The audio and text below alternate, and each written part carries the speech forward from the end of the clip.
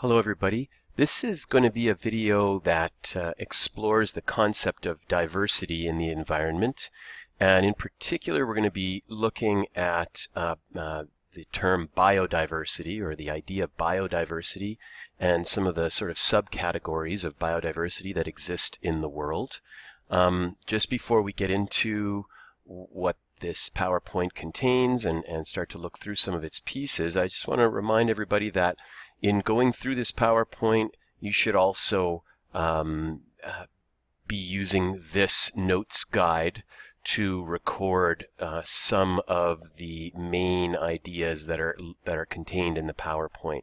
So this notes guide actually it has some notes pre-written for you, but there's nice gaps here about why each of these types of diversity is important, and that is something that you should be recording and saving so that you can go back and review and study. There are some other pieces inside this same file that we will potentially be talking about later. So really the only page that you're going to be asked to work with as you work through the PowerPoint is these three areas here. These notes need to be recorded. Okay, so we'll go back to the PowerPoint and work through it relatively quickly here. We've got, we're looking at diversity in general, and why. The first question is, why is diversity so important? And so we're going to look deeper into this. Okay, fundamentally, diversity in an environment creates a richness of interconnectedness. Okay, and so the more connections there are between plants and animals, the healthier that ecosystem is. And so the idea of biodiversity is one that looks at just how much variety there is in an ecosystem. And in general, the rule is the more biodiversity there is, the better, the healthier the ecosystem is. Okay, and this idea, the reason for that, again, the interconnectedness, really it starts at almost just the cellular level. The tiniest organisms are the building blocks of life on Earth. And the more different kinds of these organisms there are, the more options there are for larger organisms, or medium-sized, let's call these guys, to be able to survive on. And so the medium-sized stuff eats the smaller stuff, but that medium stuff eventually gets eaten up by the big guys, or the big guys benefit from it. And so, this is sort of goes to an idea that we would have likely been exploring earlier in our school careers, maybe in science class, where we looked at things like food chains and food webs. And that's in essence, one of the main metaphors or symbols we're going to be using to describe the idea of biodiversity is one of a web, and a web of interconnectedness.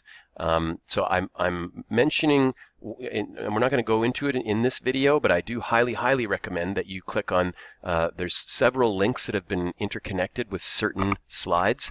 This first one is just fantastic. Quick look at what biodiversity is and why it's so important.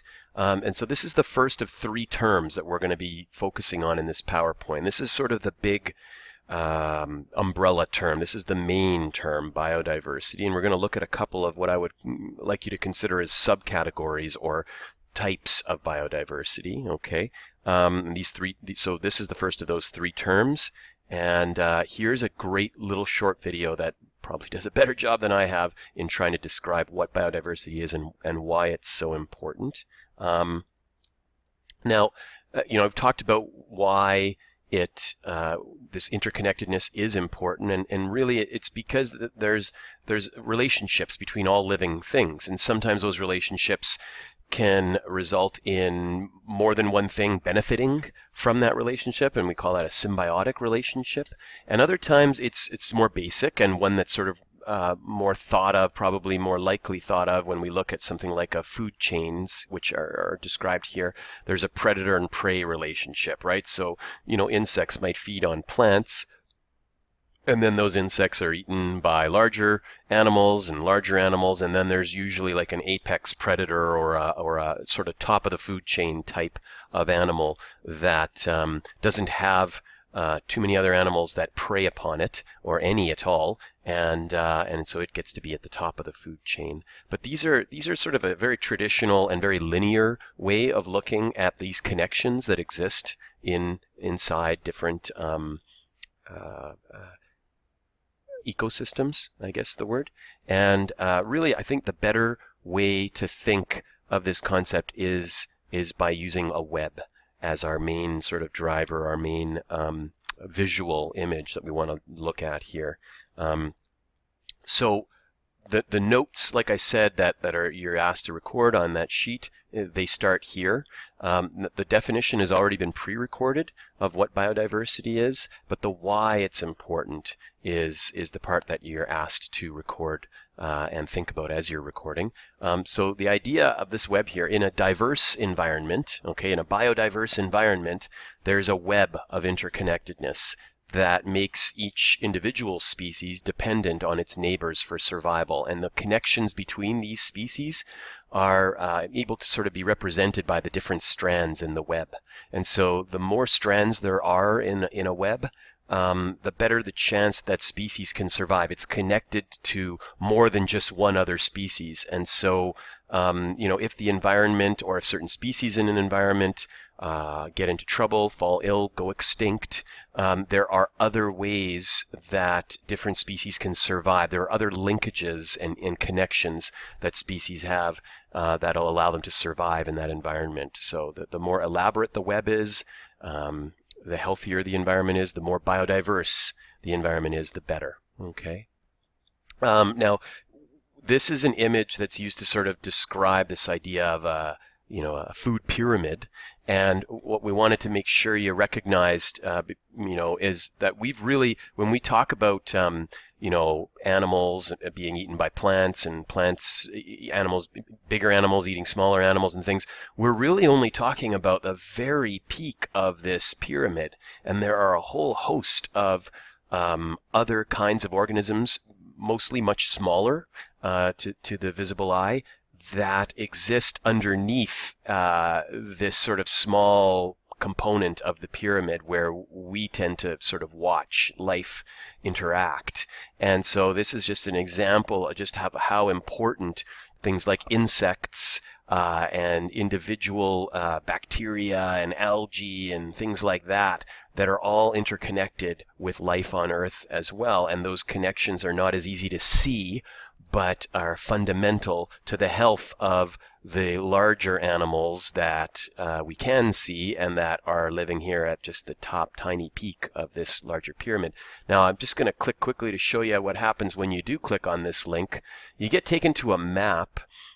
They call it the map of life. It's really interesting, neat project that somebody has spent a lot of time working on. You can go all over the world having a look at different places and the amount of biodiversity that a particular region has. So when we go to Manitoba, for example, and we click on Manitoba, this is what this website allows you to see, is just the sheer number and variety of different kinds of animal and plant life that exist within the boundaries of Manitoba.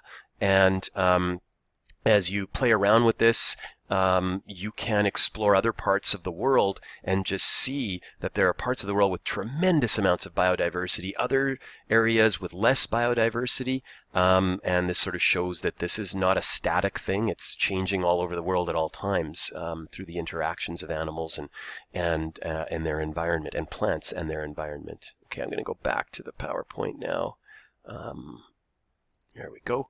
And so there are two main kinds of biodiversity, and this is where I would kind of like us to think of biodiversity as the big main phrase, and then there are two subcategories, we'll call it, genetic diversity and geographic diversity, and that's what the rest of this PowerPoint is mainly going to look at now.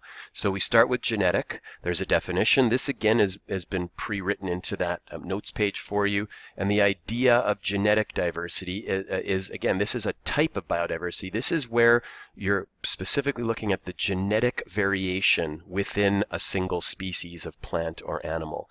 And there are different varieties, genetic varieties within a species. Some of the traits that come from these genes can make an animal or a plant weaker or stronger in different ways. They have different traits, and the more variety of traits there are inside a particular species, the better that species is able to survive when it is threatened by something. I'm not sure if you guys can see. I'm going to just pull this down just a bit more. There we go. So the importance of genetic diversity is that when you have a wide variety of traits inside a particular species, within a species, then that increases the chance that that species can survive when it's being threatened by something, whether that's an illness of some sort and usually that's likely mostly what what we are talking about is when there's an illness or a sickness of some sort, then at least some members of that species can survive if there's enough genetic diversity that some members have that trait that allows them to survive. Okay. Now there is, we found an example, I think a really strong example of what can happen with a plant in this case, a food in this case, that doesn't have a huge amount of genetic diversity. And so I'm going to let the banana story speak for itself. The fellow tells a great story about how bananas came to be, what sort of process is used to grow bananas. It is one of the most important food crops in the world. It's among the most consumed food in the world, but it doesn't have a lot of diversity in it, genetic in particular, and that leaves it susceptible to disease. So I'm going to let the banana story tell you the details and encourage you to watch that, and you can see here after that story you'll understand why this is a sad banana. You'll understand a bit more. Now the other kind of diversity that we want to sort of draw your attention to is known as geographic diversity. And again, the definition of it, the explanation of what that kind of means, has been pre-recorded in that notes page. So basically, geographic diversity is defined as the variety of locations or the amount of territory that is inhabited by a particular species. And so what we're really talking about here, and we're just using the example of the polar bear here to sort of illustrate this, the larger the territory or the more different parts of the world that a species lives in or calls it home, this increases the chances that that species can survive when, again, it is threatened with extinction in one area. So species that are overly concentrated in only one area, they have a much higher risk of extinction when a catastrophe strikes that area. And the more widespread the species is around the world, the more likely that species is to survive, even if it is threatened in a particular area with a natural disaster or an illness or human activity, or there's a number of reasons why species might be affected in some way by something. Okay, so in this case, there's no better example of this concept than the story of the dodo bird. And so again, I'm going to let the video do the talking so you can learn a little bit more about this bird and why it no longer exists. We know it used to. It used to within just the last few hundred years, in fact.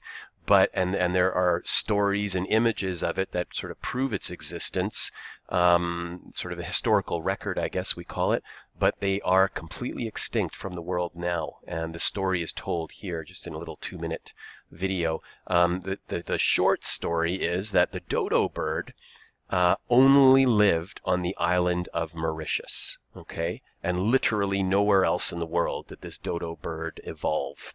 And it was a kind of a funny bird. It did not have big wings, and it couldn't fly as a result. It never evolved the power of flight. One of the most important traits that most birds will have is the ability to fly, and that allows them to fly away from most dangers. And in this case, because the dodo bird lived on this one island where it had no natural predators, it never was forced to evolve that trait. And so it really just walked around. It walked around the island and lived a life of relative peace. And that happened until humans came along.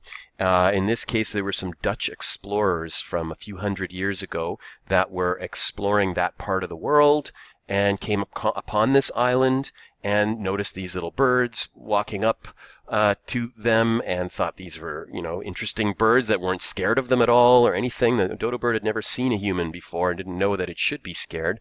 The humans had dogs on their boat as well. The dogs were let loose and they went after these birds, and it did not take long for the birds to completely die out on this island. And here you can actually see one of the reasons, that the word got around in the sailing community. You could go to this island and your lunch would walk right up to you.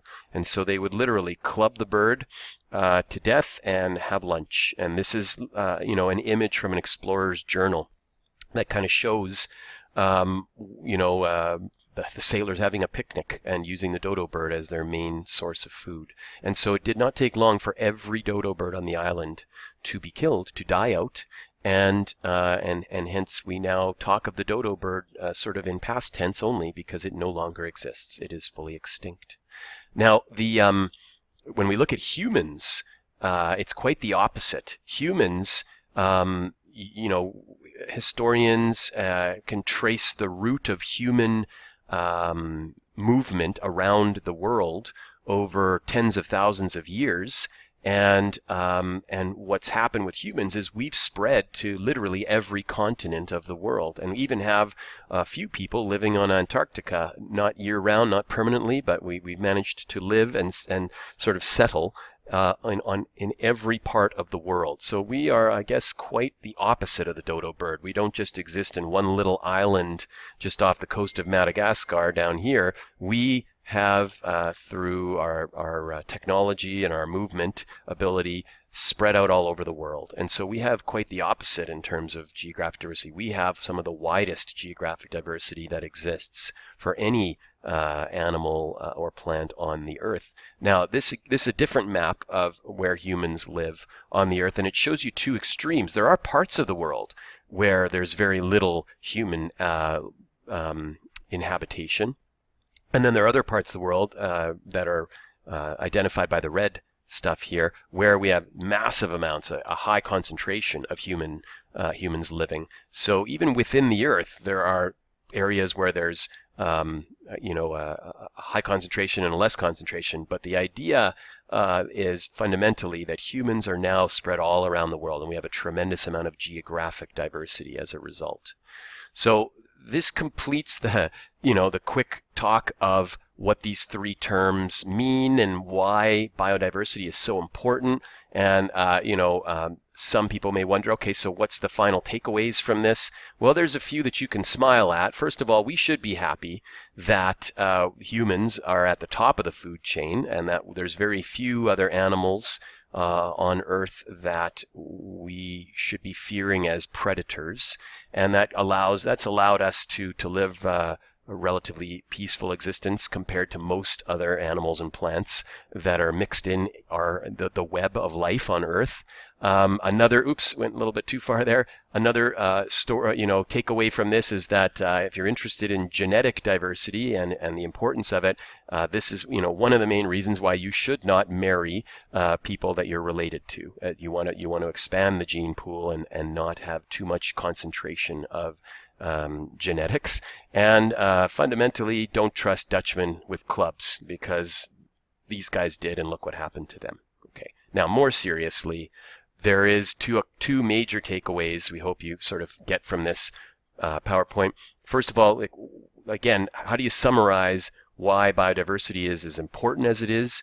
And it has to do with that interrelationship of species and the ability for species to survive when they have more connections that they can draw upon within their environment. Okay, and another thing that I guess is what we're now going to be looking at in the coming days as we study forestry and especially rainforests is this idea of human impact. Any kind of human impact that actually works to reduce the amount of genetic or geographic diversity in an area or in a species, that will contribute to an increased risk that when disasters strike, species go extinct. And there certainly are examples of that happening. The dodo bird was but one of them, and there are many more since then, and a growing number, again, because of human impacts. So be thinking about that as we move into the next few days of activities, and we start looking more specifically at forestry and logging and the human impact of certain logging practices on those ecosystems. And big sort of fundamentally, if we come away from this understanding that diversity, and particularly biodiversity, is a good thing and should be sought after and encouraged in every sort of interaction that we have with nature. And there's a lovely, again, small video here that really does do a deep dive on this very question and does a better job, I'm sure, than I will, and a much more visual job. So this sort of concludes this part of the PowerPoint, and the rest of the PowerPoint explains some other activities that are sort of coming next. You can avoid or ignore these two slides if you're doing this from home. Just we're not going to be, we are going to be going on a trip to the Queen Charlotte Islands or the Haida Gwaii, but in terms of worrying about the passport, if you weren't in class to do this, then you don't have to worry about trying to recreate that from home. And there is an article that I'm going to be asking you to read quickly through, and there are a series of questions that are on these slides and the answers to those questions that are apparent if you've read the article, with a sense of picking up its main points. These are some of those main points. So we're asking that you take a quick look through these 4 questions after reading that article, and that will give you a really good sense, again, of the concept of biodiversity. And we're going to move on in the next few days to go explore how biodiversity exists in forests. That's it for now. Take care, everybody.